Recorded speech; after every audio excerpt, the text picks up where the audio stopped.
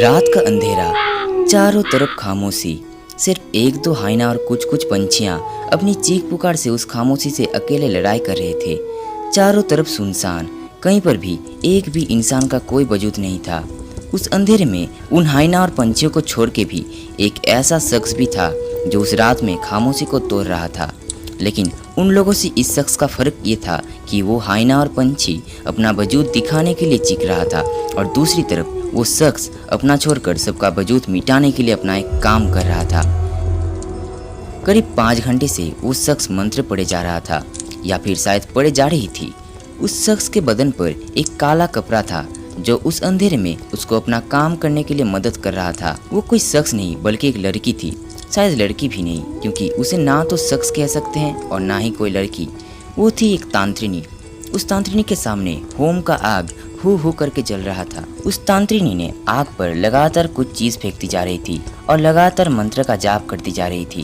ओम नमः आदि पुरुषाय नमः आकर्षणं करु करु साहस। ओम नमः आदि पुरुषाय नमः आकर्षणं करु करु साहस। ओम नमः आदि पुरुषाय नमः आकर्षणं करु करु साहस। उसके सामने एक लंबा सा कोई चीज पड़ा हुआ था। ध्यान से देखने से समझ आएगा कि उस चीज का 2 हाथ और 2 पैर भी थे, यहाँ तक कि उस चीज का धड़ और दिमाग सब था। क्या वो कोई इंसान है? उस तांत्रिनी ने अपने हाथ में एक खंजर पकड़कर उस इंसान की पेट चीरकर उसका शरीर का अंश उस आग पर फेंकती जा रही थी। धीरे धीरे देखते ही देखते उस इंसान के शरीर का ज्यादातर हिस्सा उस आग की चंगुल में लिपट पड़ा था। वो आग खाना खाते ही और भी जोर से जलना चालू हो गया। कुछ देर मंत्र बड़बड़ाने की आवाज चलती रही। आखिरकार वो पल आ ही गया। मुझे अब गैंगस्टर पर राज करने से कोई भी नहीं रोक सकता, वो कमीना शेर भी नहीं। अब मैं रानी बनूंगी। मैं उस तांत्रिनी के हंसने की आवाज पूरे शमशान पर फैल गई। इतने देर से जो चीख पुकार की आवाज आ रही थी वो भी अब थम गया था। हे जुरीस, हाजिर हो, अपने सेविका की भेंट कबूल करें। ये मूर्ख सेविका अपने मालिक के लिए ज्यादा कुछ तो नहीं, सिर्फ एक दिल लाया है, एक इंसान का दिल। इसे स्वीकार कीजिए प्रभु। इतना कहते ही ऊपर से एक उल्लू उड़ता हुआ आया और उस आग के ठीक ऊपर अपनी पंखें फैला के उड़ती रही। प्रभु जुरीस, मेरा तोहफा कबूल करें। ये अधम सेविका आपके लिए भेंट लाई है, स्वीकार करें प्रभु, स्वीकार करें। इतना कहते ही उस तांत्रिनी ने उस इंसान के सीने में अपना हाथ घुसा दिया और एक ही झटके में उसका दिल बाहर निकाल लिया और उस उल्लू की तरफ अपना हाथ आगे कर दिया। उस उल्लू ने अपना मुंह उस दिल को छूने ही वाला था, लेकिन तभी दूर से, लेकिन बहुत ही जोर से, एक शेर की पुकारने की आवाज उस तांत्रिनी को सुनाई देता है। वो तांत्रिनी अपनी छड़ी खोजने के लिए हाथ मिट्टी पर फेरती है, लेकिन उसके कुछ करने से पहले ही एक शेर वहां पर आकर उस पर टूट पड़ता है। उस तांत्रिनी का शरीर एक ही धक्के में दूर जाकर गिरी। उसके मुंह से एक चीख निकला, आह! वो शेर सीधा उस तांत्रिनी के शरीर के ऊपर चढ़ गया। जमीन के ऊपर तांत्रिनी और उसके सीने के ऊपर खड़ा हुआ वो शेर एक दूसरे का सामना कर रहा था। वो तांत्रिनी अपनी पूरे शरीर की शक्ति को एकत्रित करके उस शेर के पेट पर एक जोरदार लात चढ़ा देता है। उस तांत्रिनी के लात में इतना ज्यादा जोर था कि वो शेर दूर जाकर गिर पड़ा। उस तांत्रिनी ने अपनी छड़ी ढूंढने की कोशिश की और औंधे मुंह गिरकर उस छड़ी को ढूंढे जा रही थी। वो उल्लू तब तक वहां से बहुत दूर चला गया था और उस इंसान का दिल आग पर गिर के नष्ट हो गया था। वो तांत्रिनी अपनी छड़ी ढूंढते ढूंढते आग के पास चली जाती है और उसका हाथ एक डंडी पर पड़ती है।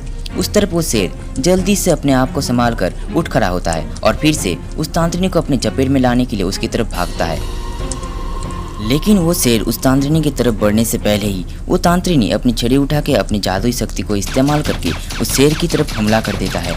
लेकिन वो शेर भी इस बार उस तांत्रिनी के जादुई हमले को डॉज करता हुआ उसकी तरफ बढ़ता रहता है। उस तांत्रिनी ने अपनी छड़ी का ऊपर का हिस्सा पकड़कर उस शेर के मुंह पर दे मारता है। वो शेर भी अपना पंजा उठा के उस तांत्रिनी के मुंह पर चला देता है, लेकिन शायद इस बार उस तांत्रिनी की किस्मत अच्छी नहीं थी, इसलिए उसका वार चूक गया और उस शेर का पंजा सीधा उसके सीने को जा लगा। वो तांत्रिनी फिर से नीचे गिर पड़ती है। मौका भांपकर वो शेर फिर से उसके शरीर के ऊपर खड़ा हो जाता है और उस तांत्रिनी के गले को काटने के लिए अपना दांत निकालता है कि तभी एक जोरदार धमाका हुआ और वो शेर काफी दूर जाकर गिर पड़ा। ये धमाका हुआ था उस तांत्रिनी के शरीर से। उस तांत्रिनी का शरीर एक चिड़िया में बदल गया और फिर वो आसमान की तरफ उड़ता गया। मैं फिर आऊंगा कमीने, मैं फिर आऊंगा। तू मुझे डिंग स्टार पर राज करने से कभी भी नहीं रोक सकता। बोल देना अपने कमजोर राजा टॉयलेट को। फिर सब कुछ शांत। वो शेर धीरे धीरे उस पंछी को ऊपर की तरफ जाते हुए देखा और अपना सर नीचे की तरफ करके जंगल के बीच में ही कहीं खो गया। आशीष एक 20 साल का लड़का स्कूल से आकर अपने बेड पर बैठे हुए कुछ सोच रहा था। आज स्कूल में रुचिका ने उसके लिए जो किया वो सच में ही काबिले तारीफ था। असल में हुआ क्या था, आशीष इस साल अपने स्कूल के स्टडी को कंप्लीट करके किसी कॉलेज में जाने वाला था। इसलिए वो अपने दोस्तों के साथ स्कूल टीचर्स के आशीर्वाद लेने के लिए गया था। लेकिन गार्डन में जो हुआ वो उसके लिए एकदम तैयार नहीं था।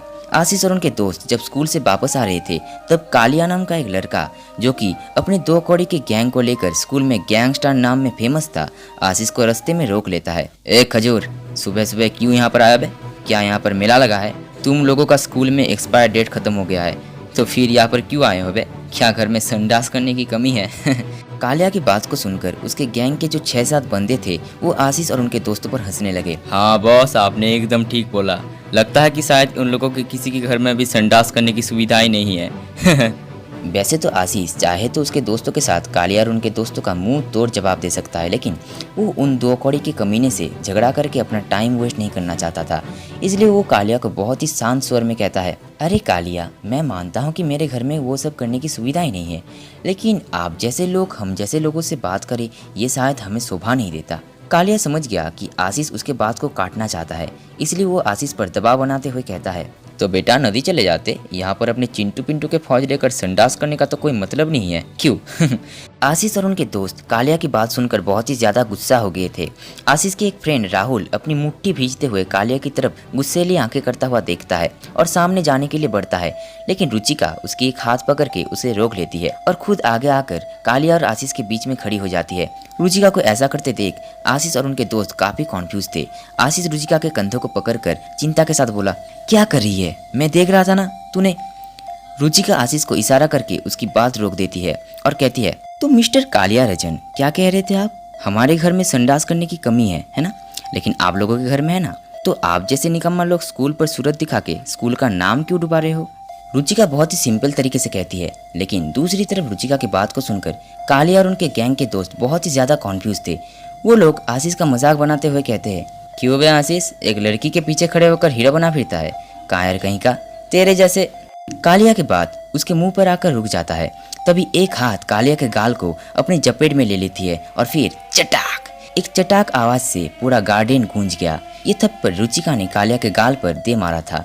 एक लड़की के हाथ के झापर खाने के बाद कालिया वहां पर और खड़ा नहीं हो सका। वो अपनी गैंग को लेकर जल्दी से जल्दी वहां से भाग गया और वहां पर आशीष अपने दोस्तों के साथ अपने अपने घर चला गया।